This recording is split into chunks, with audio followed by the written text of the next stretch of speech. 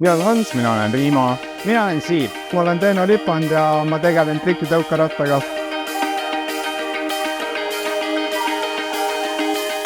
Pärnova skatepargi teeb eriliseks see, et see annab aastaringselt Pärnumaa noortele võimaluse tegeleda erinevate ekstreemspordialadega. Pärnu skatepargis käib hüpatrennis, võidutrennis ja tõukerattatrennis. Trennides kokku käib umbes 30-40 noort ja kui tahad, saad niisama ka siia vabasõidule tulla. Ja skatepark on väga mõnus. Mina olen Siim. Puub noorte innovatsioonikeskuse tegelik. Mulle meeldib Puub, sest siin saab võrgustada, siin on palju huvitavaid inimesi ja tore seltskond.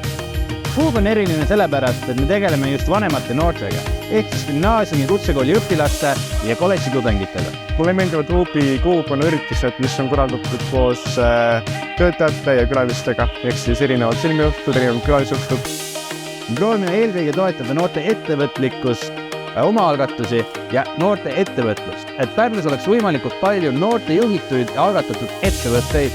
Ma nägin Puubis väga palju seda ruume kasutamas ja tegelikult inimeste ideid kasutamas, et väga hea on oma mõtteid põrgatada just teiste noortega.